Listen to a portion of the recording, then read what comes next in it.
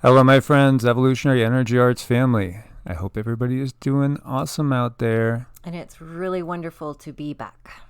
So, this is a really interesting one, and the net is really buzzing with this. So, we see a Russian astronaut on the International Space Station claims to see UFOs. He just said, hey, look what I got. Usually, you get these, you know, cover up, more of a covering up, and like, oh, that's just, I don't know, a piece of lint floating out in space. It's swamp gas from you know where.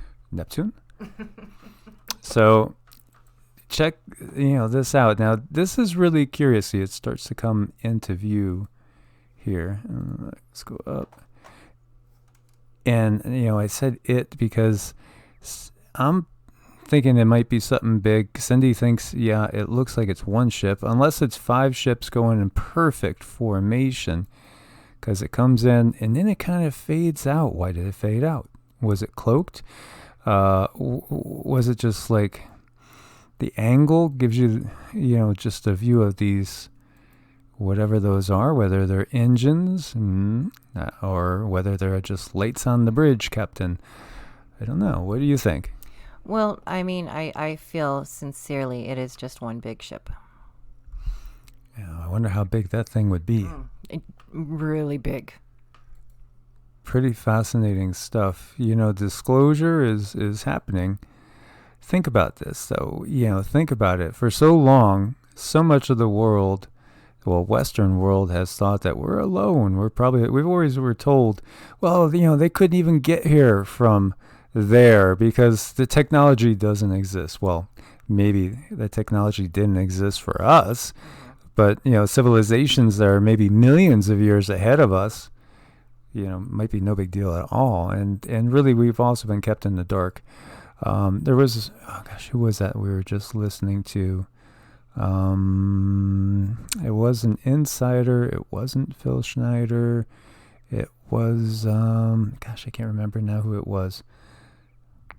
It slips my mind, but I'll remember. I know you guys will tell us too. But there was an insider, that came forth talking about the reality of extraterrestrials, the reality of interdimensionals as well, and the fact that in even just our own technology is about 200 years ahead of where we think it is right now.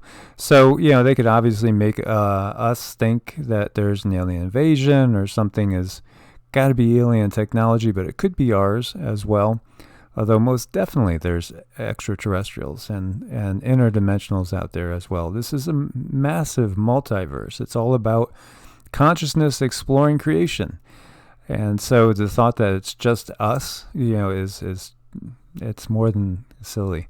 It is. It truly is. We need to keep the mindset that we're just not alone. I mean, that just makes the most sense. I don't see how people could think we're alone.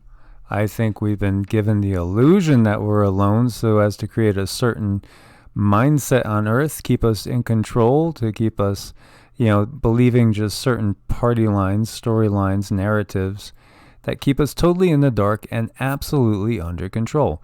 If we knew there was tons of life out there and other planets around other stars, as well as just in other dimensions right next to, where we are right now on this planet itself, then it changes our whole paradigm. It changes all of our reality.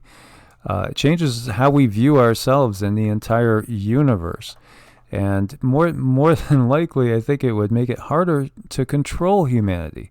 And this has been all about controlling humanity. So NASA's going to try to hunt down a leak on the International Space Station this weekend. They've had a leak before in the past. I think it was 2018 or 2018. There was one that got a lot of attention. Interesting. They don't know what caused it. There was speculation back in 2018 that might have been sabotage.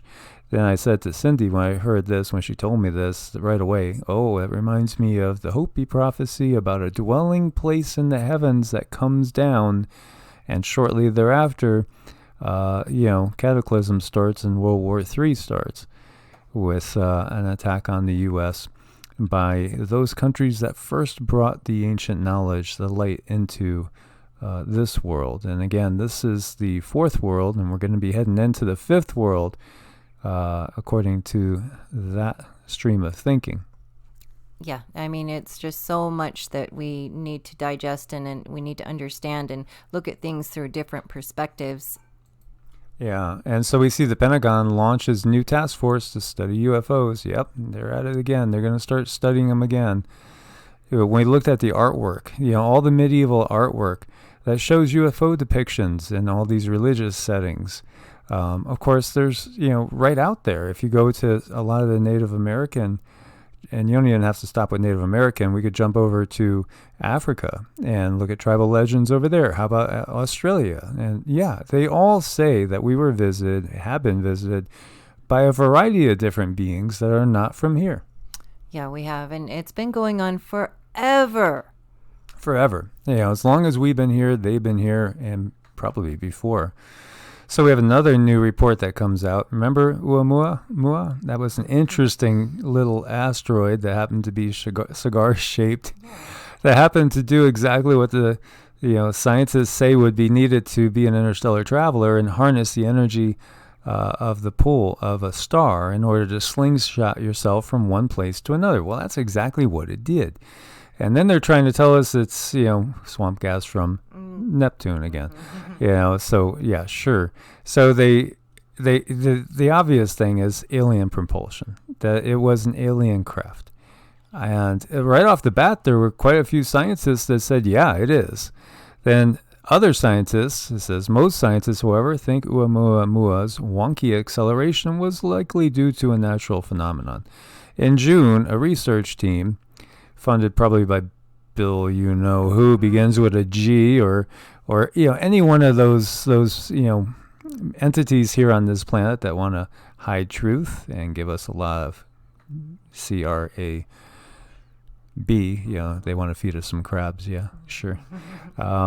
In June, a research team proposed that solid hydrogen was blasting invisibly off the interstellar object's surface, and that's what caused it to speed up.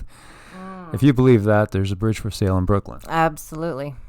Now, in a new paper published in August 17th, 2020, in the Astrophysical Journal Letters, Loeb and Tiem Huang, an astrophysicist at the Korean Astronomy and Space Science Institute, argue that hydrogen hypothesis couldn't work in the real world, which would mean that there is still hope that our neck of space was once visited by advanced aliens and that we actually spotted their presence perhaps this time.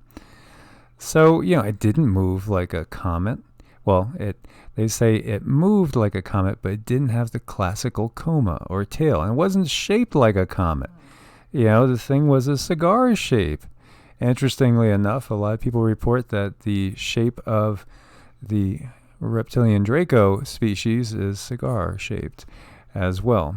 The cover-ups continue, and also the releasing of a little bit of truth here and there is continuing now, too. Well, I think they have to put stuff out because it's inevitable that we're going to be seeing things with our two eyes in the skies soon.